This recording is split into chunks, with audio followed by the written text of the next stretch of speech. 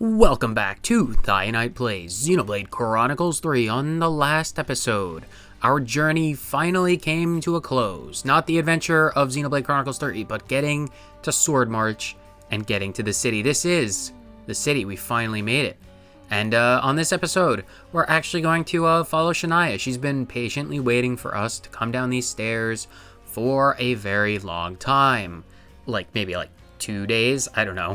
When are you watching this in comparison to the last episode? I have no idea. Only you can answer that. Let's just jump straight into this. Shania, we're here. We're actually here. I'm playing as... Bigger than half a dozen colonies. Half a dozen? Only 6? Are there really so many people? This is beyond anything we could have imagined.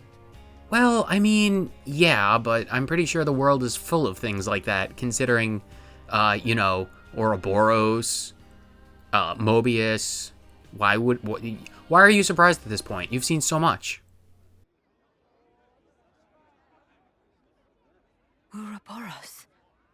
Ouroboros, yeah. So they're Ouroboros?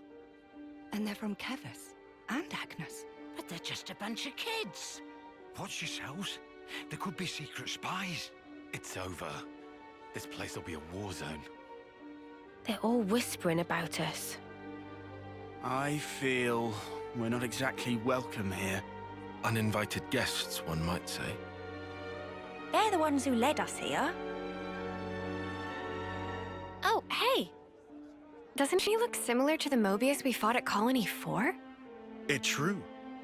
Wrinkly prune faces abound here. Manana spy tiny people too! It's whole undiscovered race! No. They must be humans just like us. So you're Ouroboros, eh? Huh? You've got what, 1 or 2 years left? Some hope you are. Don't know why Van Dam wasted that power on you. What was he thinking? What's your problem? Mind your manners. Let me introduce you. These were our Ouroboros candidates. They trained relentlessly to fight against Moebius. Each and every one of them. That includes Shania there. Candidates? You happy that you stole Ouroboros from us? All right, that's enough. Whatever the reason, the old man did choose them. To be fair, they have gone against quite a few Moebius already. They're the real thing, all right. You heard Shania's reports. What reports? I had her monitor your actions with extreme scrutiny. All the way from the valley. Huh? Since way back then? Together, we are united in our cause. Miss Vanden. All right then.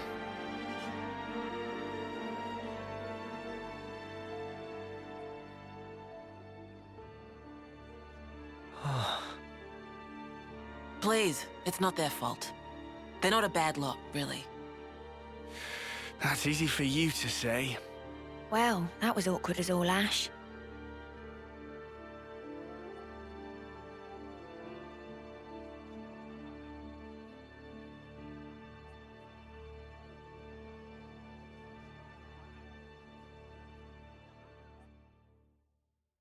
Good to add more names. Oh, we're still following Shania then. All right, we can do that. Well, one thing to note about this I'll city. introduce you to them another time. Will you? All right. Okay, we can deal with that. One thing to note about the city is there are a lot of things to talk about. Okay, fine. Interrupt me with more cutscenes. You said that you were monitoring us earlier. So is that why you stormed the castle? After the Ouroboros stone activated, Shania relayed the info straight back to us. So I'd been looking for a chance to contact you. Oh, really? We reckoned that you would just head straight here. What we did not expect was for you to dive straight into the heart of the enemy's base. I was flipping out. Your actions were so reckless. I started to wonder if our saviors were just a bunch of raving lunatics. It kind of looked that way. That's a little Too harsh. Sorry, poor choice of words. How about hotheads? Yeah, that's not a lot better. Still, it helped us complete one of our primary objectives. Securing a number of growth modules. What are those? I'll show you. You'll find it quite interesting. It's the very reason why we fight. Good to add more names. Alright, back in the game. Now I can finish a thought. Hopefully another cutscene doesn't interrupt us. There's a lot... I know how you guys felt in Colony 4. Right? At least they warmed up to us eventually. Maybe it'll be the same here. So that girl was keeping an eye on us. Did you notice, Mimi? I see some relations have changed. She didn't so much as make my ears twitch. Are you guys interrupting each other now? Not just me as well? Alright, I'm standing still so I can finish a thought. Alright, there is a lot to talk about in regards to the city and its peoples and what we're learning about the world of Ionios. And trust me, I will talk about things. Let me check. What are you checking, Tyon? What are you possibly checking? The ladder? We can pass through here. We're not passing through here. It's a ladder. We can go up if we want to. We're not going up. Either way, I'm going to talk about things at length because after a few more cutscenes maybe, this will probably be the last story-focused episode because, there's a lot to do in terms of side quests. Oh my gosh. There's 4 side quests to do just in this area. Shania, please lead us on forth. I want to get to a good place where we can talk about things because, I really want to talk about things, but I don't want to spoil anything yet. Just a few more cutscenes, don't worry.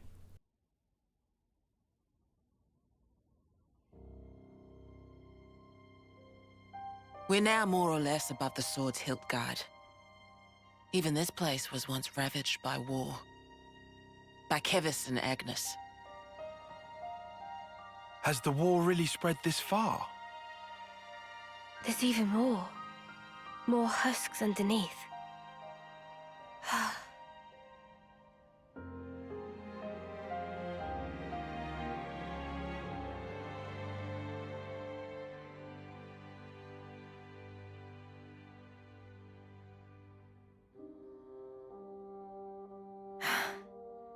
Thanks.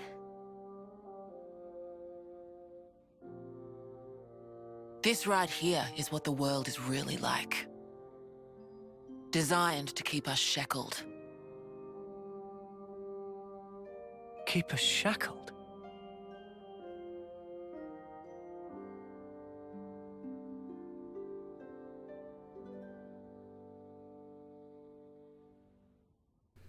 Cutscene after cutscene. Yeah, if you remember from entering the city, and as well as the thumbnail for the last episode, the giant window that we saw outside is in the sword hilt of the actual sword, thus being called the Sword's Hilt. It's a bit highfalutin, if you will. It takes big brain energy to work that puzzle out. Either way, we're still following Shania because apparently there's still more to go. But if the trend holds true, that door is going to be where the next cutscene is. You know that pile of husks earlier? You aren't thinking about sending those on, are you? I think that would be asking a bit too... Oh.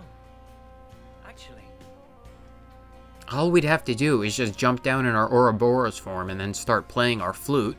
It probably wouldn't be too hard. We've seen in the beginning that we can do mass sending offs. We did the entire battle at Everblight Plain. We should be able to do that as well. Oh, well, I was right about the door.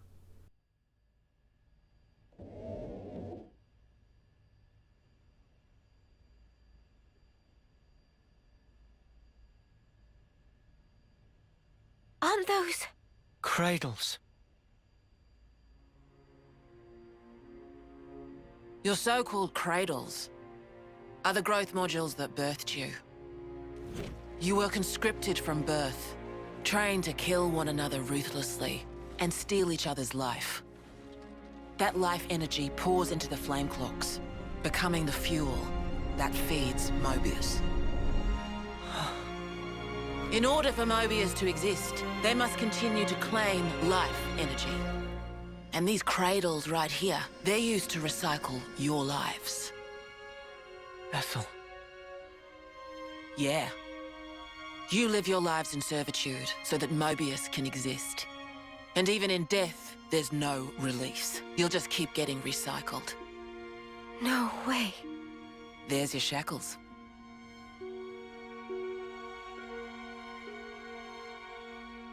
Soldiers bound by Moebius's shackles are destined only for mutual destruction. Those who lose their lives in battle, they're reborn anew. They wake from a castle cradle, a blank slate without a scrap of their former memories. Wait, then that husk I saw. But if we keep your lives bound to the bodies, as we're doing here, they're of no use to them. This way, we can whittle away at their power. So you've been doing this over and over again, then? That's right. You don't want to know for how long, believe me. And yet, the price we pay to take down just a handful of Moebius is immeasurable. The city's residents, we're all descendants of the first Ouroboros. The first Ouroboros? What's a descendant? Right. That's not a word you'd have any use for either, I suppose. Better to see for yourselves. Come, I'll show you.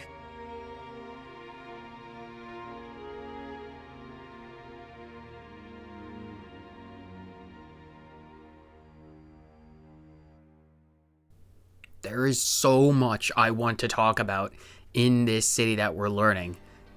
Future me... And then we die. Over and over and over. I can hardly believe it, but it was Ethel, without a doubt. This is just the episode of interruptions, interrupting my thoughts with cutscenes and with dialogue. I do want to let the dialogue play out for people, so you get a chance to really immerse yourself in the story and the characters. I just don't want to talk over people, but like, let me get a word in edgewise, why don't you? I'm pretty sure that building is where the next cutscene is. I'm never going to get a chance to air my thoughts. It'll be up to future me and future side quest episodes to talk about everything. I have a list of talking points that I want to touch on, and I'm not going to get to do any of them because we'll just go into the next cutscene and have more talking points added to the list. Problem for future me, I suppose. Let's do this one in the medical facility as well.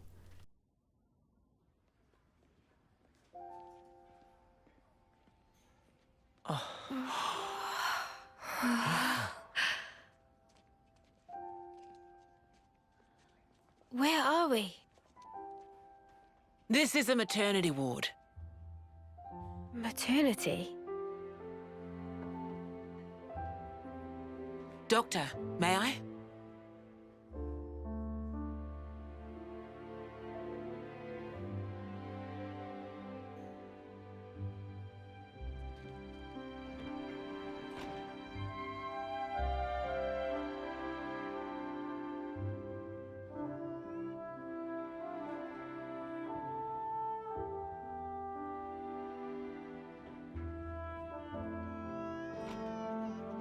Come.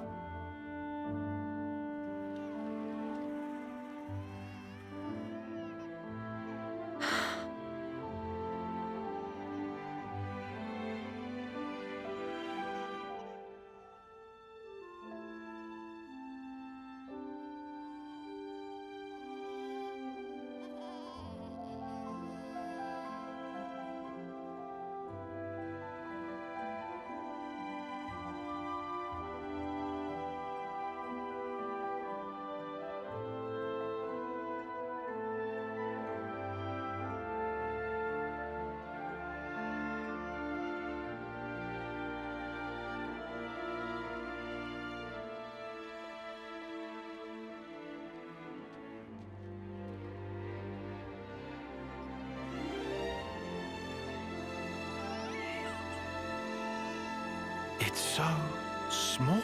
It's a little person. It's so teensy tiny, but it moves. Much rejoicing! It's okay to touch her. Gently now.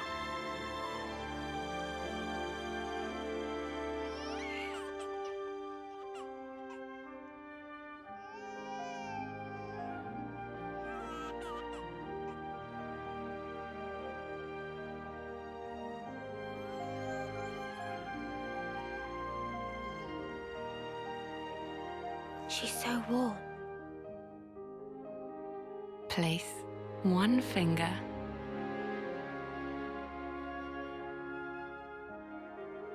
in her palm.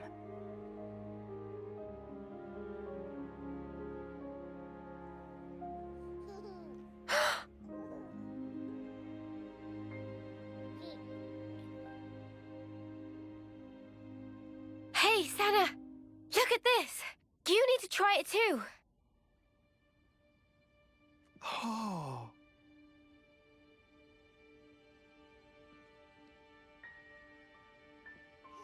Whoa, you're right. Mimi, it's incredible. Let me have a turn. What?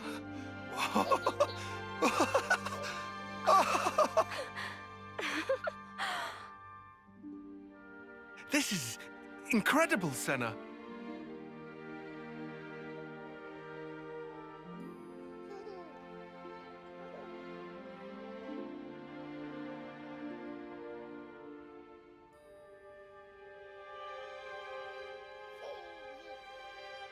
Funny, right? But this is human beings' true nature. If you want the ins and outs, go and ask the doctor. All right then, lads and lasses. Who wants to know how babies are made?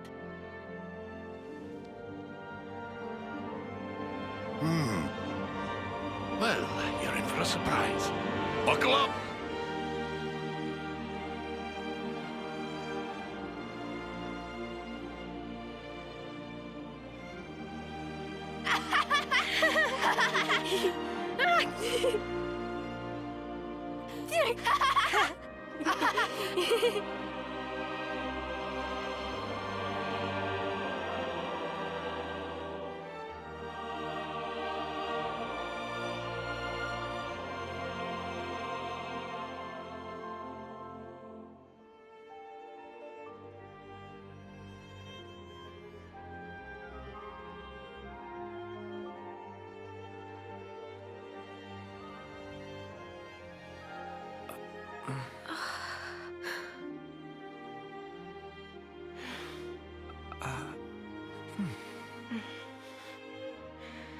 This is how it should be. This is human nature. We are born defenseless, grow up. Then those who find a spouse create new life together, age, then return to the earth.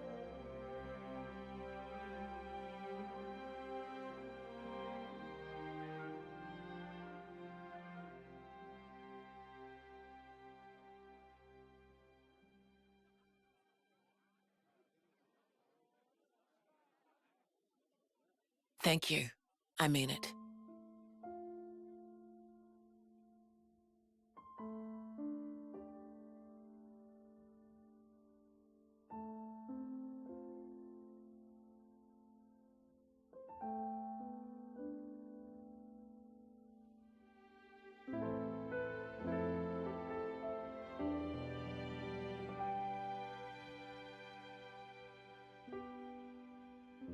Monica, what was that word you used? Spouse? A partner in romance. Rome? The feeling of having someone very precious to you. That'd be one way of putting it.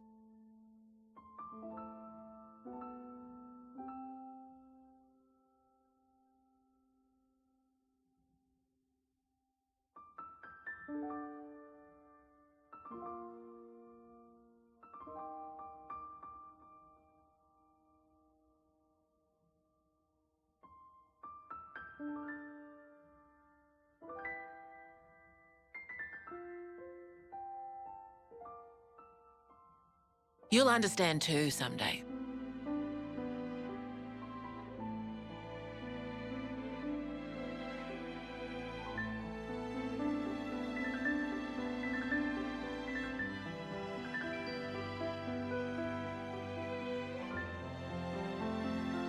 Or it might be that you already do.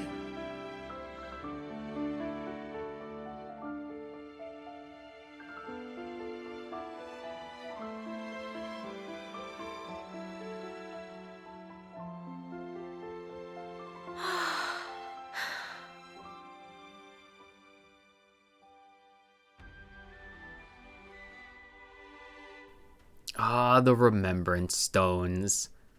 All right, I want to get it off my chest. That cutscene with the baby in the maternity ward is hands down, no question, my favorite cutscene in this entire game. Oh my god, I have so much to say about that particular cutscene. I really want to talk about it. I want to get these stupid cutscenes out of the way so I actually have a chance. I have so much to talk about you would not believe. Give me this last cutscene, maybe. I don't really know. Tyon, look. It looks the same as the one before. Who are they? The first Ouroboros. The founders, we call them. The first Ouroboros? That one. She looks a bit like Mimi. Look at this. He's got Noah's chin. And the others don't look like anyone. Tell us about them. Long, long ago, they gained the power of Ouroboros. It let them match Moebius blow for blow. The city folk you see here, we're all descended from them. Bound by their blood? It was the queens, so they say. Kevis and Agnes. Their powers united created Ouroboros. Ouroboros are the only ones that can take down a Moebius. Although, there can only be 6 Ouroboros alive at one time. By activating the stone's cage here, those with aptitude can become Ouroboros. Only 6? Why so few of them? I get it. That's why they got so upset.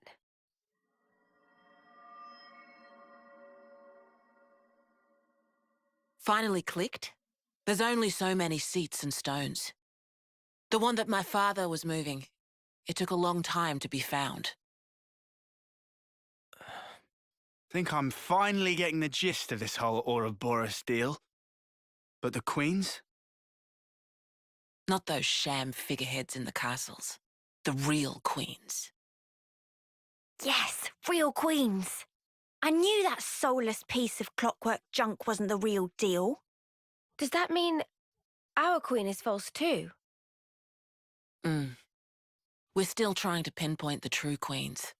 They're out there somewhere, sleeping. What for? Why else? To take our world back from Moebius and set things to rights. The true queens will help us there. Hang on a bleeding second. Ouroboros were born, like, generations ago, right? But you said the queens are sleeping. Are they humans who can even live that long? Now that I don't know too much about. Then what do you know? Well, the legend goes that both of the queens, their lifespans are supposed to be incomparably longer than ours. And you're pinning your hopes on that?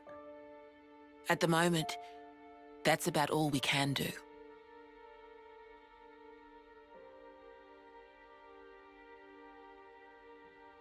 All right. So, when the world is back to rights, then what? The people you've seen here, the way they live their lives, that could be everyone. Babies, children, adults, the old, they're all a part of nature's cycle. And that would go for us too? There'll be more to life than just fighting to survive. We'll weave the tale that we were always meant to tell. Don't give up. 10 years? You kids deserve better. The only thing that can change all this is the will of Ouroboros. You kids, and you alone. Though, some of us around here still ain't too keen on the idea. What? So, those people from before? They're happy living in the moment. As long as they can hide away and cover their eyes, they don't give a damn about the rest. So our lives mean nothing to them? If they can't see or hear you, then as far as they're concerned, you don't even exist.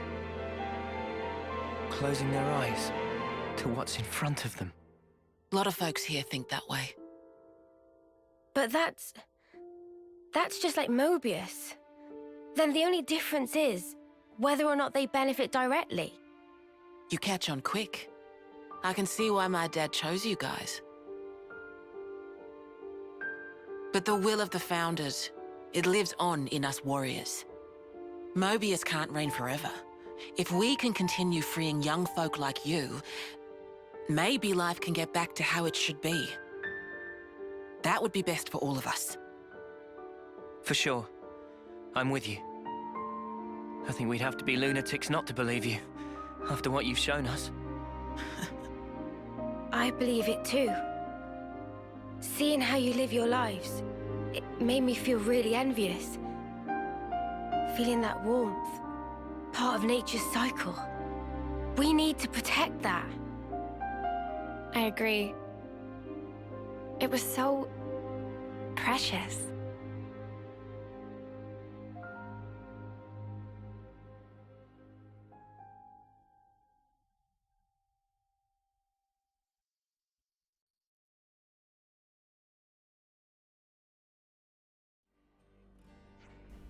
Shania. More walking to do? Oh, please, Rico, do not put that in the universe. I do not want to...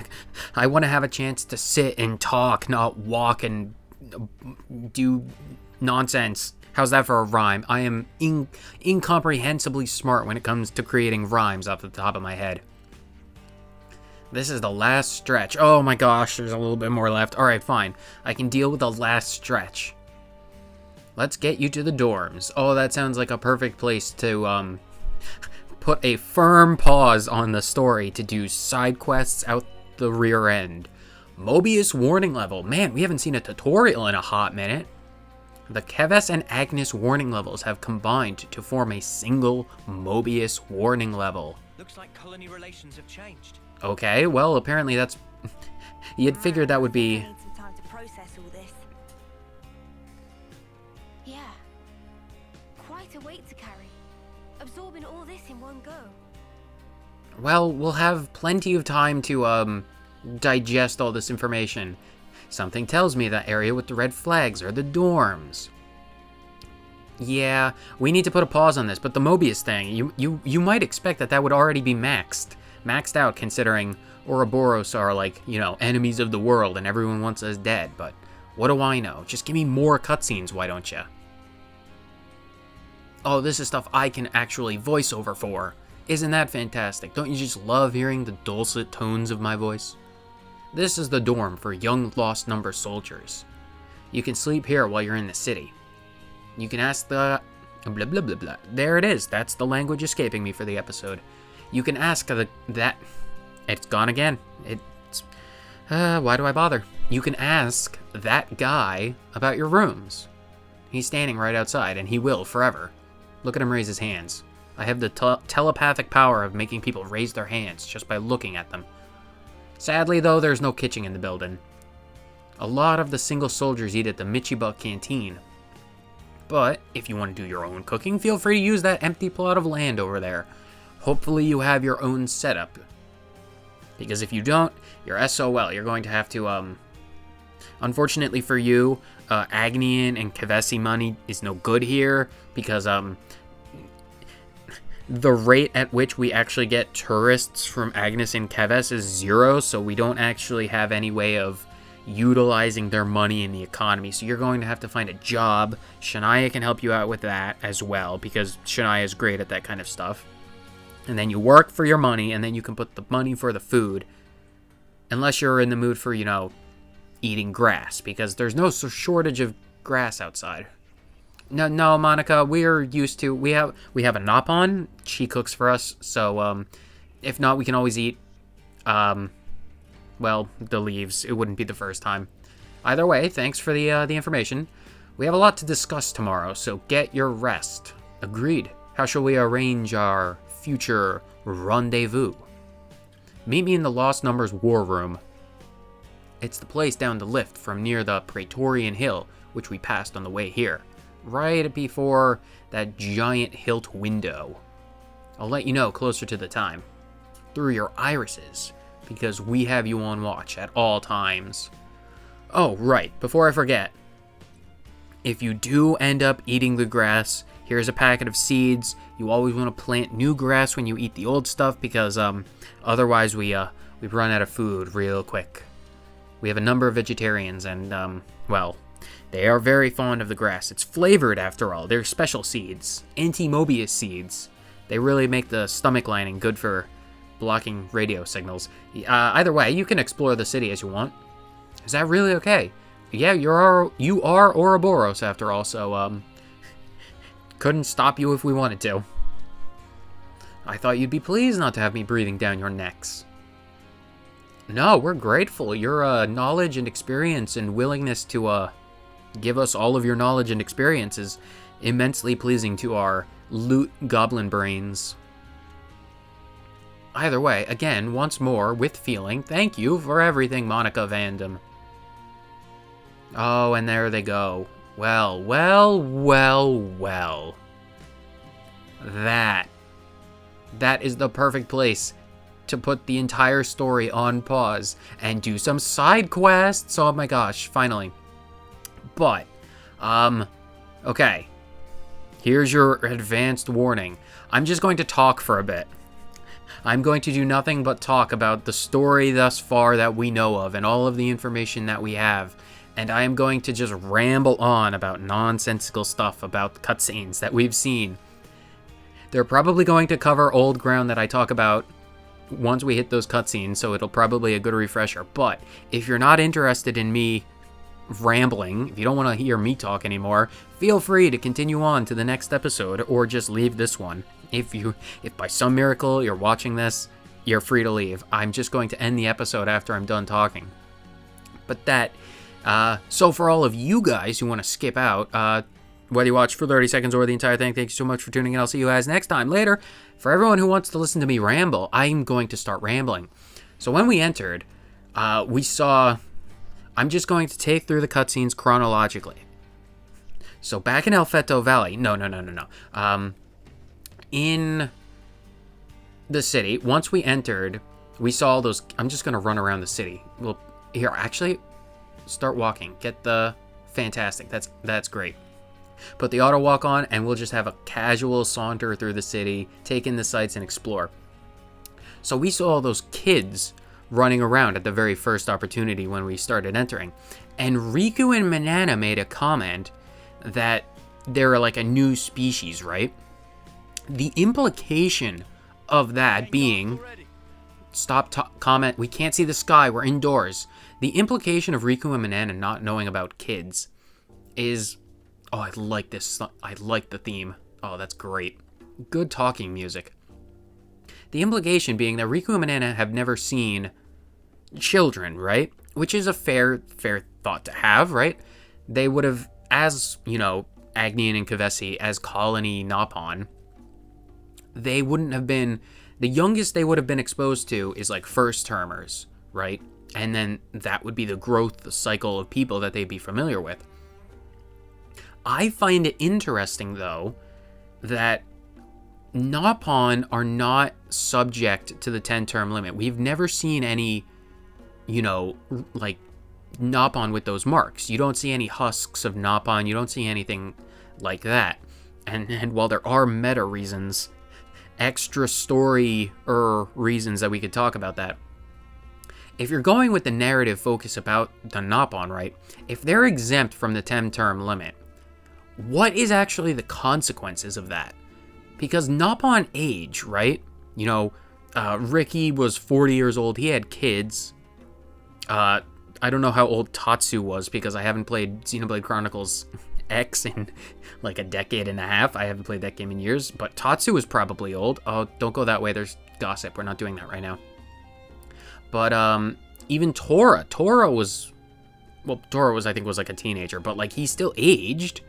Like, the Nopon do grow old, so they're exempt from the 10-term limit, but they still age. So it's interesting to realize that they wouldn't know about aging, right? Because they were just as confused about Vandom being old and wrinkly and like kids existing.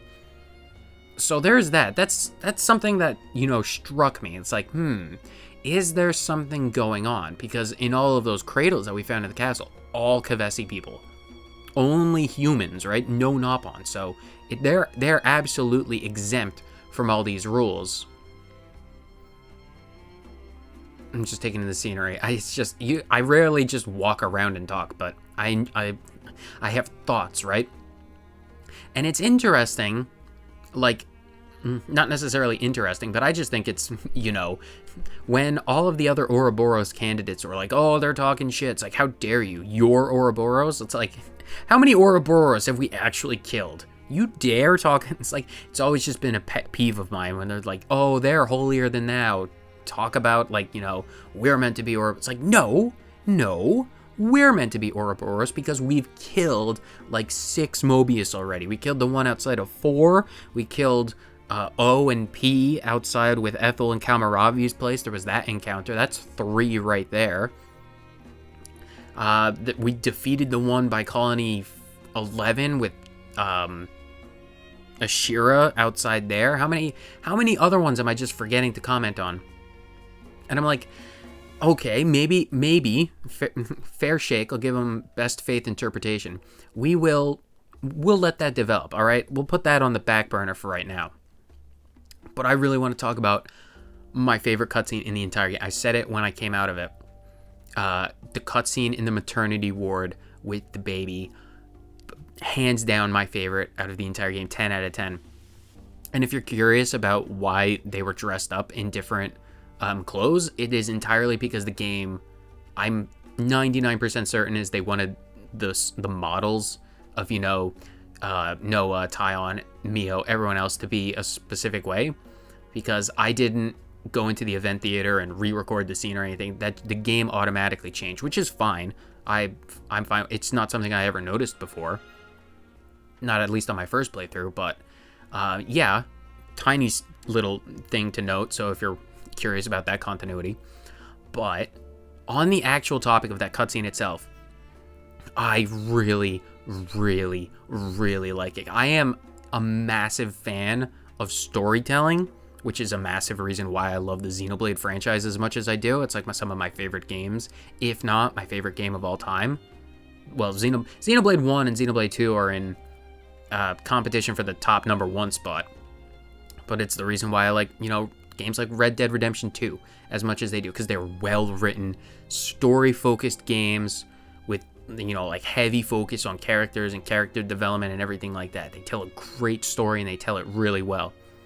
So I am always constantly, like, in the back of my mind looking at all, like, the themes and like the plot threads and how everything leads up to each other. So when you get to that scene, right, take the entire story as a whole. Your introduction to Xenoblade Chronicles 3 and the world of Ionios is war. You're dropped smack dab in the middle of a battle, right? And you're already killing people. You're fighting Levnuses, other soldiers, and you're like, oh man, this is intense. And you know, and over the course of the adventure, or pretty much up till now, that is literally all you know. All you know is war and battle and fighting and killing, fighting to live and living to fight. There's that entire thought line that they're preaching about the entire game. And then once you get to Alfeto Valley and you meet Vandom and you're like, as a player, the seed has been planted. Is there something more to this? It has to run deeper. It can't just be war. They could tell a convincing story about just war if they wanted to, but it has to be more, right? And oh boy, there is. So you're like, okay, this guy, we only live for 10 years, but this guy's living for like, what, 6 times? That's 60 years. And he's like telling us there's more of people like him, and that we have to go to this mythical place called the city, right? So we adventure on. We're now Ouroboros. Our world has drastically changed. Our entire world is our enemy. We've gone from being a part of this nation in perpetual war, Agnes versus Keves. Pardon my speech pause there.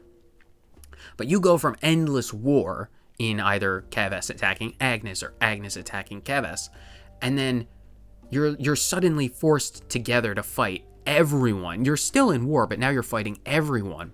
So over the course of the adventure, you go, adventure, side quest, main quest, cutscene, storyline, and then you finally get here to the city. And then you're like, everything you know is wrong, right? It's not the natural order of things. There's more to life than just fighting and dying for Moebius's nourishment. And then we see, newborn babies, kids, teenagers, adults, old, like the elderly. And you're like, this is what and you can tell by the way how everyone was so shocked. Especially when they met, and now I can actually talk about the cutscene proper. It was the most adorable thing I had seen in a long time from video games. It absolutely melted my heart the first time I played it, because they go from constant war, knowing nothing but killing people, and then they go into a maternity ward of all places and see a newborn baby, and they get to do the thing where they give the baby their finger and then they hold on to it, and it's so adorable and sweet, and then Mio's like, oh, it's so warm. And it's absolutely fantastic to see the dichotomy of these soldiers who again have known nothing but war, see like the birth of new life essentially, right? And you could Tyon was so excited. He's like, let me hold the baby. And it's just like, it's incredible. You could see the emotion in their eyes, the way they look at each other. It's like, this is incredible. This is something special, right?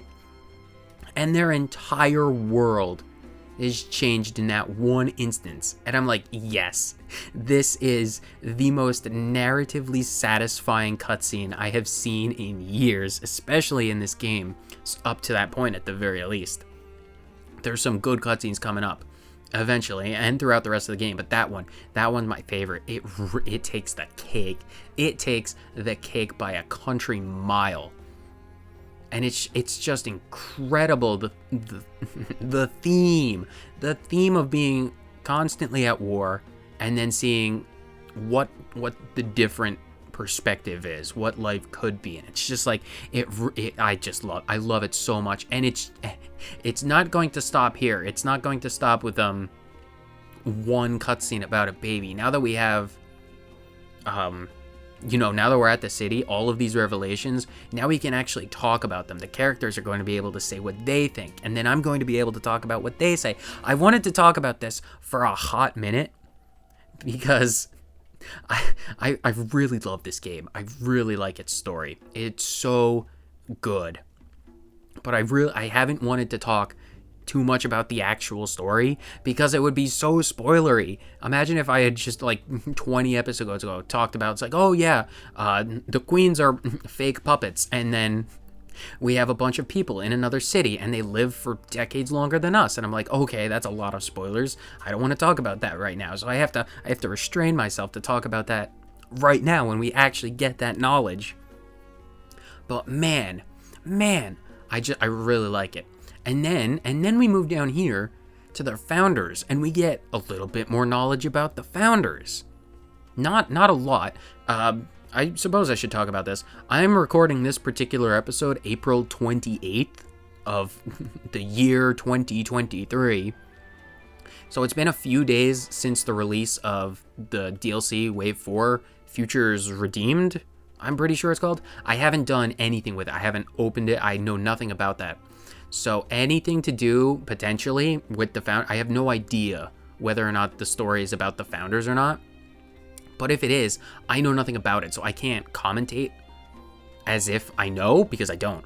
So what we know about the founders is basically nothing.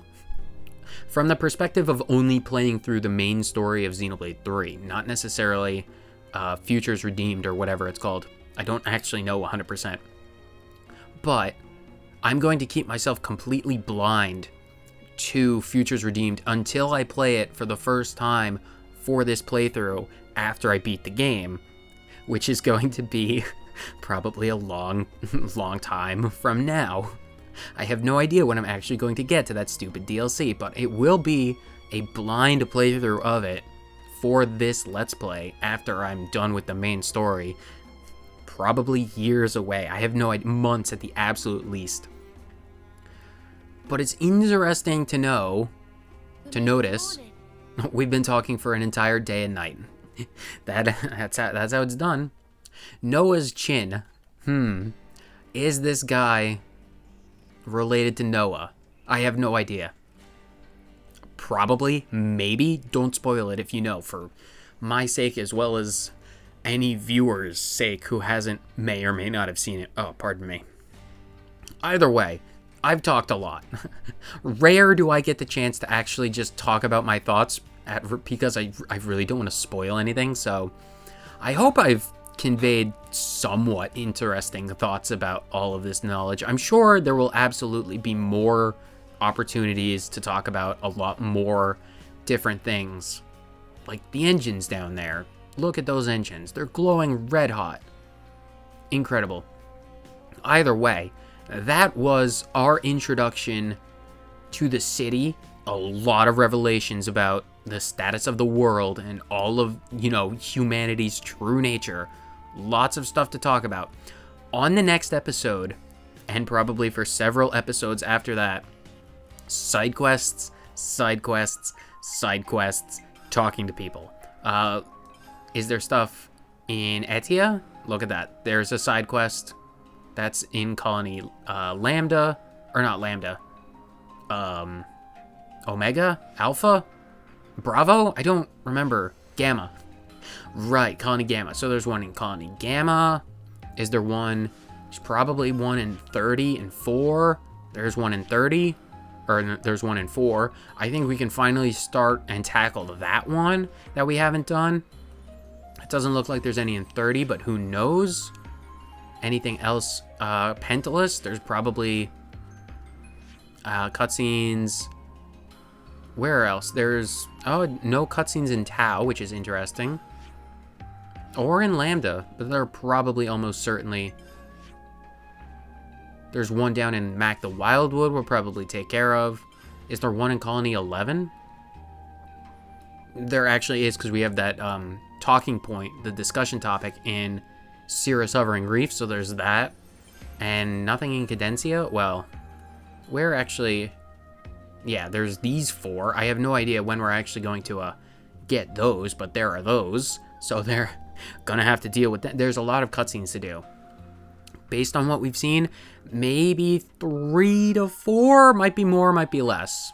Probably around there though. So we'll focus on doing those cutscenes. Look, see, I have all of them. that brief 4-frame time frame that I actually looked at that Wave 4 title card was the most I've seen of the DLC. So either way, if you've stuck through me rambling about nonsense for the last 10, 15, 20 minutes, good on you. I commend your patience. Either that or I'm surprisingly good at background noise. If I'm background noise, comment down below. You've been nothing but background noise. I did not absorb any of your commentary, in which case I'd be like, yeah, that's fair. I absolutely understand. Either way, I thank you for giving me your precious watch time. It's immensely grateful. I am. Yep, that's words, language. It's gone. The language is gone. So is my brain. Either way, that's going to be it for today. So whether you watched for 30 seconds or the entire thing, thank you so much for tuning in. I will see you next time for so many side quests. See you later.